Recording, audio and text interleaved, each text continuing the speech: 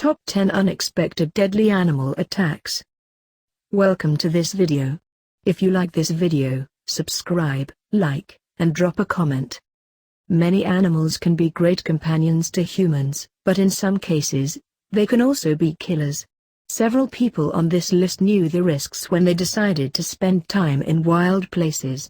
Others were surprised by danger where they least expected, like on a sunny vacation or on their own balcony. A few of them were even experts who devoted their entire lives to animals.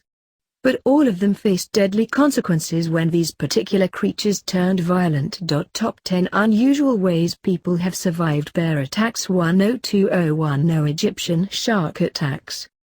Sharm el-Sheikh is a seaside city in Egypt and a hub for the country's tourism industry. But their friendly reputation was forever scarred in 2010, when there was a spree of 5 shark attacks. On December 1, a shark attacked 48-year-old Olga Martynenko, severely injuring her spine and limbs.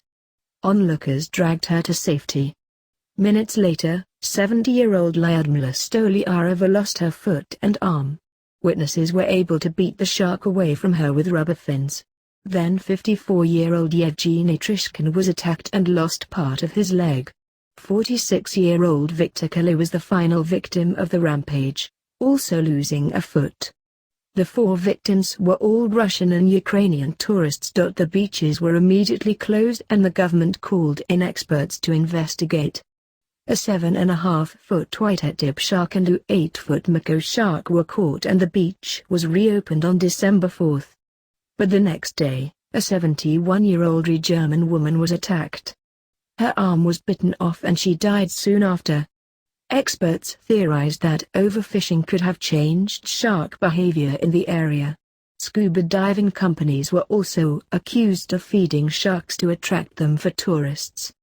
It is also possible that bloody sheep carcasses could have drawn the sharks to shore when they were dumped off nearby boats during the holiday of Eid al-Adha. 9 Horatio Chapel Polar Bear Attack. In the summer of 2011, a group of students went on an adventure expedition with the British Schools Exploring Society. The plan was for 80 people to spend a month in the Svalbard Islands, halfway between the coast of Norway and the North Pole. But less than 2 weeks into the trip, the team was camping for the night when they were attacked by a starving polar bear. 17-year-old Horatio Chapel was killed. One of his friends would later need surgery to remove the bear's teeth from his scalp after he punched it in the nose. Another boy's jaw was smashed. The bear was shot by an expedition leader who was also seriously injured. The wounded team members were flown to mainland Norway and the expedition was ended immediately. Chapel was a graduate of the exclusive English boarding school Eton College, and he was an aspiring doctor who planned to work on a cure for diabetes. The expedition team was criticized for their planning of the trip. There was no watchman on the night of the attack, and the emergency gun did not fire for 4 attempts because the safety was left on. Explosives were set up around the camp to stop polar bears, but they did not go off, possibly because they were improperly set up. Norwegian officials ruled in 2012 that the incident could have been stopped if the team had slept in cabins instead of tents, but the organization in charge of the trip was not prosecuted for the death. 8 Alan Campbell Elephant Attack. Alan Campbell was an experienced zookeeper who consulted on elephant rides across the country. He was described as a hard worker by his colleagues, and his greatest dream was to train circus elephants.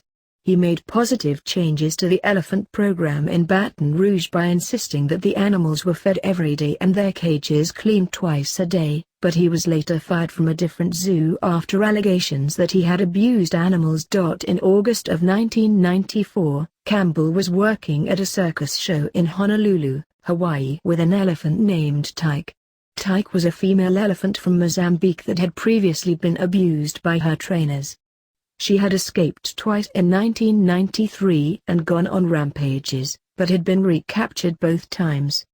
At this show in Hawaii, Tyke attacked groomer Dallas Beckwith in front of thousands of spectators, throwing him several times. Campbell rushed to help, but was knocked under her trunk and crushed to death. Tyke then ran out of the center and severely injured circus publicist Steve Hirano, who tried to hold the gates closed.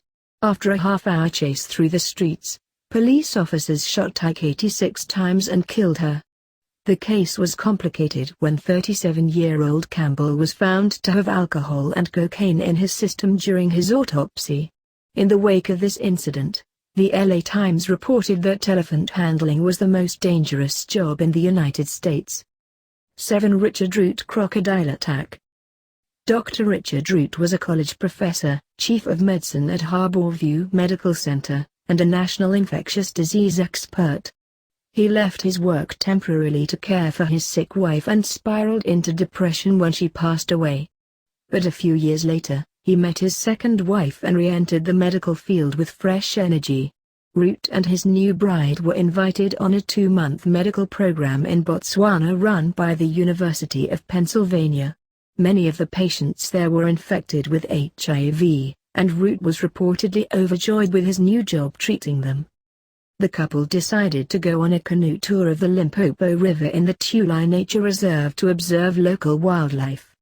They were each in individual canoes with 2 guides following them when a crocodile jumped up and pulled Root into the water.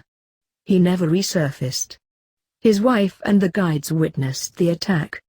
Local experts told the medical program director that there had never been a crocodile attack in that river before, and that they had actually been worried about hippopotamuses.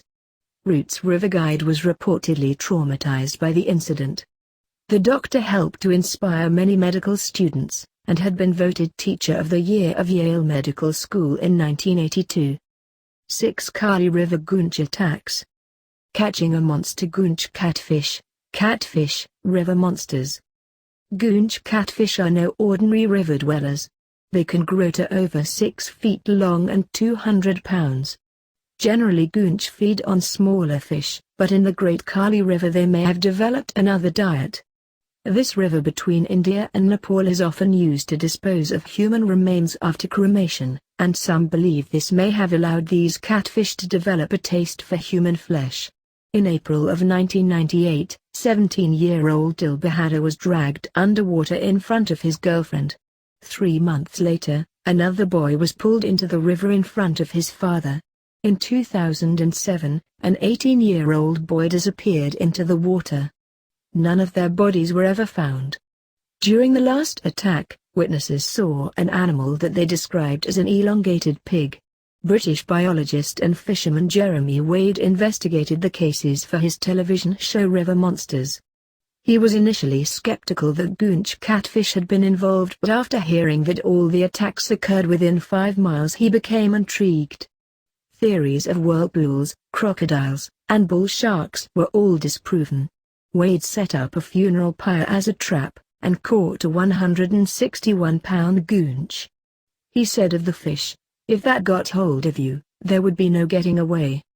It was not proven whether the goonch that he caught was the one that committed the attacks, but the investigation did prove that human-sized fish were present in the river. 5. Tricia Wyman wolf attack. 24-year-old Patricia Wyman was hired as a wolf caretaker and educator at the Halliburton Forest Wildlife Reserve in Ontario, Canada in 1996. Wyman was a wildlife biologist who had spent time at the reserve before, and began her job on April 14. The reserve's Wolf Center exhibit consisted of 15 acres of forest home to North American wolves that were born in captivity but not socialized with humans. Wyman had gone inside the forest once with her supervisor and once alone to feed the wolves. On April 18, she entered the enclosure alone and 5 adult wolves attacked her. 2 other employees found her body later that day and called the authorities.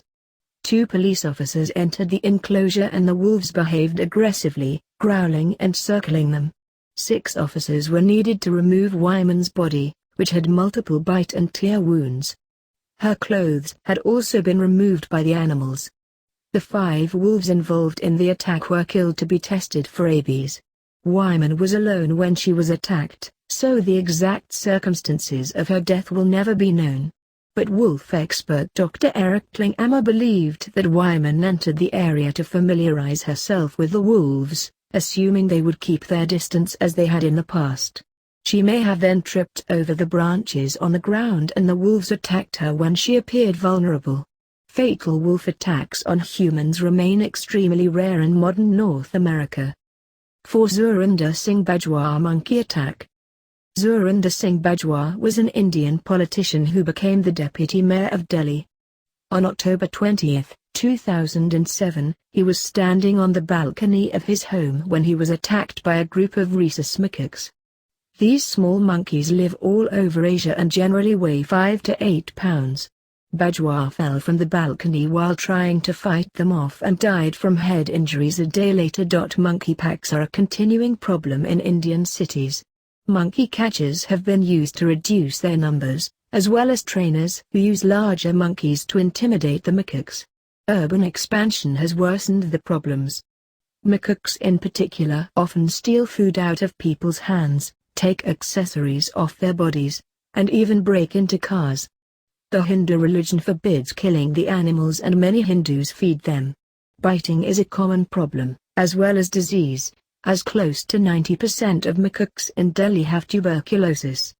Tighter pet restrictions have criminalized the use of the larger monkeys to scare macaques away. Alternate solutions including electric shock tape for buildings and sterilization campaigns have begun in Indian cities, but tens of thousands of macaques still plague Delhi today. 3. Chandranash chimpanzee attack. Travis was a male chimpanzee born in private captivity and adopted by Connecticut couple Sandra and Jerome Harold when he was only 3 days old. Travis grew up as a local celebrity, riding in the Harold's tow truck, dressing himself, eating at the dinner table, watching baseball on TV, using the computer, and even driving a car. The Harold's only human child has died in a car accident, so the couple pampered the chimp in her place. Travis usually got along well with his neighbors, but in 2003 he jumped out of a car and chased a man who threw something at him. A law was quickly passed in Connecticut forbidding pet primates over 50 pounds. Although Travis was over 200 pounds, authorities allowed the Harolds to keep him because they did not believe he posed any threat. They were wrong. On February 16, 2009, Travis stole Sandra Harold's keys and left the house.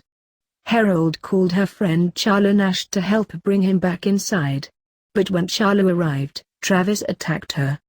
Harold hit Travis with a shovel and stabbed him, but the attack continued.